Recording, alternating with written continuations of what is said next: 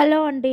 ఈ వీడియోలో పుదీనా రైస్ ఎలా ప్రిపేర్ చేసుకోవాలో చూపిస్తాను. పిల్లలకి మార్నింగ్ లంచ్ కోసం బాక్స్ ప్రిపేర్ చేస్తే చాలా బాగుంటుంది. వాళ్ళు కూడా ఇష్టంగా తింటారు.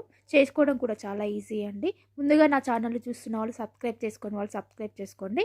ఇప్పుడు చిన్న మిక్సీ జార్ తీసుకొని అందులో ఒక కట్ట పుదీనా, కొంచెం కొత్తిమీర, 4, 5 పచ్చిమిర్చి, ఒక పెద్ద పండిన టమాటో, అలాగే అందులో కొంచెం సాల్ట్, ఒక టీ స్పూన్ అల్లం వెల్లుల్లి పేస్ట్ వేసుకొని మెత్తగా మిక్సీకి పట్టుకోవాలి. నేను వాటర్ యాడ్ చేయలేదు. టమాటా వేయడం వల్ల దాంతో మెత్తగా మిక్సీకి అయిపోతుంది.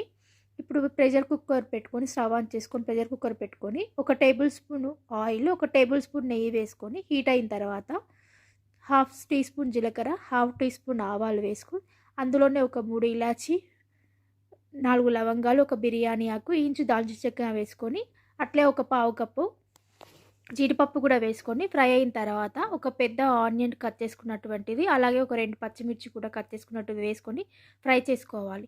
ఫ్రై అయిన తర్వాత ఒక రెబ్బ కరివేపాకు కూడా వేసుకొని కలుపుకున్న తర్వాత చిటికెడు పసుపు కూడా ఇందులో యాడ్ చేసుకోవాలి.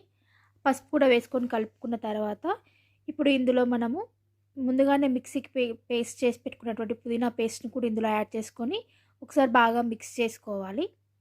మిక్స్ అయిన తర్వాత ఇందులో కొంచెం ధనియాల పొడి కూడా యాడ్ చేసుకోవాలి. ఇప్పుడు దీన్ని ఆయిల్ పైకి తేలేంత వరకు ఫ్రై అవ్వనివ్వాలి. ఇలా ఆయిల్ పైకి తేలడం స్టార్ట్ అయిన తర్వాత హాఫ్ అన్ అవర్ ముందుగానే నానబెట్టుకున్నటువంటి బియ్యం, నేను సోనా మసూరి బియ్యమే తీసుకున్నానండి, ఆ బియ్యం యాడ్ చేసుకొని ఒక్కసారి అవి విరగకుండా కలుపుకోవాలి నిదానంగా. కలుపుకున్న తర్వాత ఒక గ్లాస్కి 2 గ్లాసుల చొప్పున వాటర్ యాడ్ చేసుకొని మూత పెట్టుకొని ఒక 2 విజిల్స్ వచ్చేంత వరకు పెట్టుకొని తర్వాత స్టవ్ ఆఫ్ చేసుకుంటే ఎంతో టేస్టీగా ఉండే పుదీనా రైస్ రెడీ అయిపోతుందండి.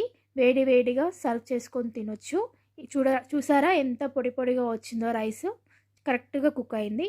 ఈ రెసిపీ మీరు కూడా ట్రై చేసి ఎలా వచ్చిందో నాకు కమెంట్ చేయండి. Thank you.